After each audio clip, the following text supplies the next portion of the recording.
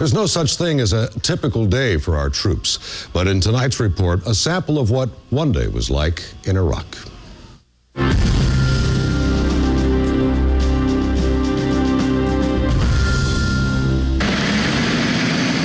Convoys, a common sight in both Iraq and Afghanistan. But there's nothing common about this kind of drive. Too often it's a commute to combat, even if the original mission was to distribute medical supplies. As such, every departure from base is preceded by a detailed briefing.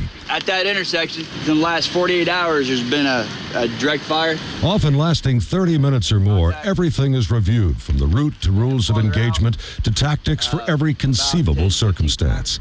It may seem redundant, but the NCOs know this kind of drill and repetition before every mission ultimately should result in the proper reaction should the worst happen. Our mission on this patrol is to visit an Iraqi police station, one which had been overrun and the police routed just weeks before. En route, a bright spot, a village where we're greeted by children and adults who seem genuinely delighted to see us.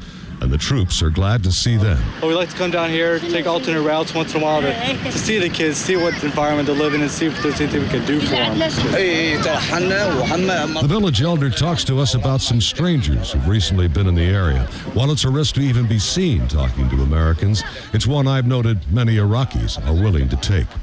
On a route called Coyote, an unscheduled stop to investigate a possible I.E.D. planted in a hole by the side of the road.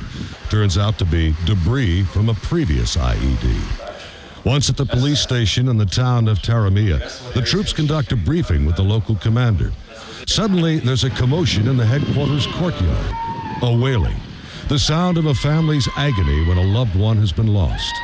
The police had found and brought in the body of an Iraqi man. His family had just learned his fate. Murdered by terrorists, militia, or a common criminal. I never found out. We had to return to base.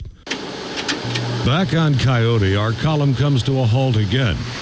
Remember that suspicious hole? Well, they'd spotted wires coming from it this time. They led off into the high brush. We believe that the trigger main is up and along the right side of the tree line in here. There's a new wire. They're going to do, I said recon by fire.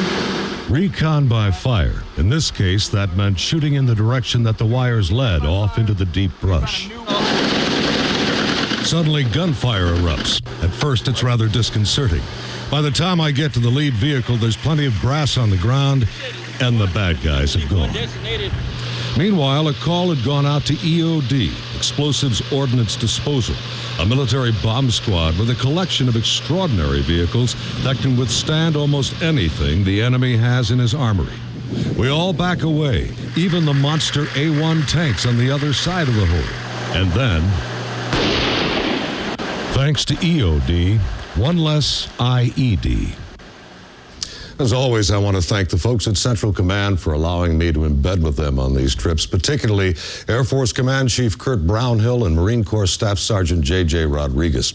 In tonight's report, we saw what happens when we find an I.E.D. Next week, what happens when an I.E.D. finds us.